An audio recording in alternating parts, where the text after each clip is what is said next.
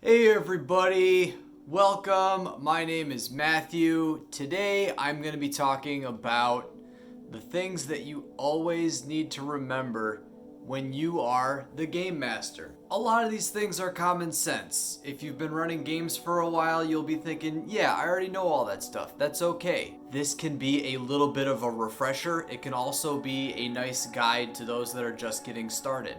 Number one, you need to respect people's boundaries.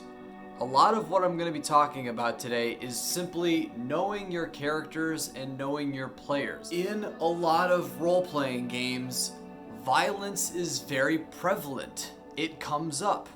You need to know that your players are okay with a certain level of what is going to be happening in your game. If somebody is going to be upset with the notion of killing people, then things like Dungeons and Dragons just aren't going to be for them. Talk with them. You can play Lasers and Kittens. I love Lasers and Kittens. That might be a better option for them. There might be moments that people are okay with as long as there is a fade to black sort of moment for some of those heavier topics that might come up. It's just important to really be aware of people's boundaries when we are playing these games. And going along with that, too, respect people's characters. Respect the person and respect their character. There are things that as the game master, you have a lot of power over. What a character thinks, what a character wants, and what a player character does are not things that you have control over. It is greatly disrespectful to try and tell somebody what their character does. If they ask for help, there is nothing wrong with you guiding them and what their character might know about a situation to help them make an informed decision. Things like the history checks, the insight checks, the investigation checks of any sort of game that you are running. But you have to make sure that if somebody says their character is going to do something, you have to empower those actions, so you cannot take that away from them. Playing these games where we are epic heroes in fantastic lands is empowering, and it's a lot of times why we play these games. Don't take that away from them. Number 3, make sure you are respecting people's time. This is unfortunately a topic that I have stumbled into several times in different games that I have played, where the game master wasn't really respecting people's time. People have lives. People have all come together to play a game.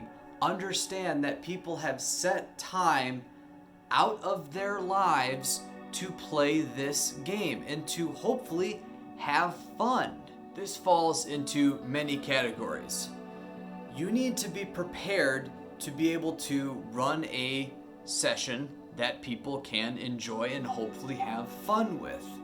If you're not prepared and you are making everything up, or if you are floundering or just letting mundane things happen, everybody is going to feel that. It is okay if there are dull or maybe some slower times in games or role play. It's okay to have these ebb and flow of action, tension, and release.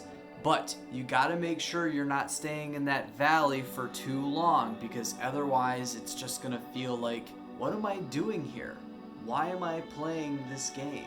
I hope everybody understands this, but I feel like some people need to hear it. If you are the type of game master that is going to make players keep track of pennies or copper pieces, you are a jerk. Knock that off. Don't waste people's time with such mundane things. I got this concept of floating money. Feel free to steal this from my toolbox. You open a chest, it has 1,000 gold pieces in it. 1,000? It has exactly 1,000 gold pieces. Really. To the letter. It's 1,000 gold pieces. No. It's 1,000 and some change. I don't know why my camera keeps doing that.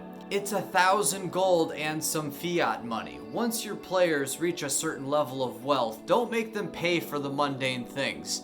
You go into the tavern. For you guys, room and board, stabling your horses, food and drink, that all comes to roughly gold pieces. Don't worry about it. If there's no immediate danger, they settle down, let them have their role-playing moments, let them rest, and then let the next day happen so you can get on with the adventure. Respect people's time. Oh no, Morty, this video is gonna be a lot longer than I wanted it to be. So again, remember, respect. The next thing to remember is why we do these games. To have fun. You as the game master are facilitating fun. And it can be a little bit of a daunting task. How do I make sure everyone has fun? This goes back to knowing your players, knowing what they want. Do your players get enjoyment out of exploring worlds, solving puzzles, or just killing stuff and getting loot? I am so guilty of kill stuff, get loot. I love it. I tell everybody, I am happy killing stuff and getting loot. That is what I love doing as a player. I do enjoy the other aspects of role-playing games, but letting the game master know these things will help them facilitate fun. Yeah, next video is definitely gonna be the things that players need to remember. So that'll be fun. Anyways, facilitating fun. It's about setting up challenges for your players to overcome and the players feeling accomplishment. You might have no idea what is gonna be fun for the players. They might stumble upon something and they fall in love with this certain aspect that you've put in front of them and they are just having a blast with it. Keep that going. Figure out how to keep that going if they keep asking and if the group collectively is all participating in this aspect of the game that maybe you didn't anticipate would be so great. I'm pretty sure all game masters have at least one story of some interesting or nonsensical NPC that their players just fell in love with and became a very big part of the campaign. It happens. You don't know when it's going to happen. So you have all these different things that are in your world for the players to interact with, and they will find something that they say, hey, this is fun. I enjoy this. And then, of course, as this role-playing is happening, make sure that everybody is participating in it. This can go back to, respecting everybody's time. If there are only 2 of the 4 people that are interacting or participating in this, either see if you can bring the other 2 in along for the ride, or see if there's a way that you can kind of move forward so that everybody can start participating again. It can be challenging, admittedly, it can be. I know this is something that I need to work on. Oh my goodness, there is so much to talk about in these topics. I promise you guys, I will do a more in-depth video on each of these separate things to remember with more detail, because here I am talking about fun for all these minutes, and I haven't even talked about the rules. Spoiler alert, the rules aren't important. The game and the fun is always more important. If the rules can facilitate fun, then that is okay. But do not let the rules get in the way of the fun that you are having at the table. This is where that whole notion of the rule of cool, there's not going to be rules for every single aspect of the game. So just going with it and letting players try and empowering the players to make these cool and creative decisions to lead to more fun and lead to more stories.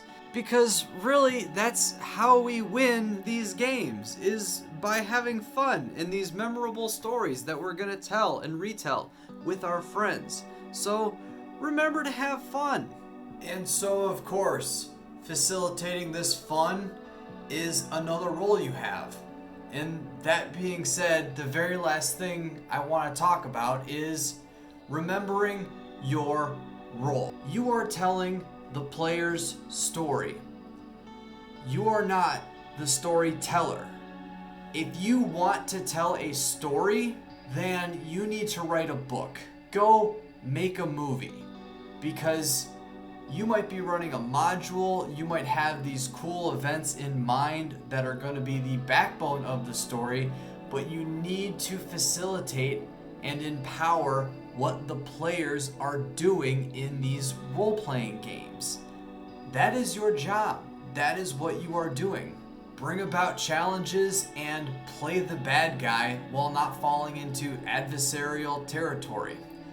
This is definitely going to get its own video because there is a lot to unpack when it comes to adversarial GMing. And you guys have all realized that these things are not mutually exclusive.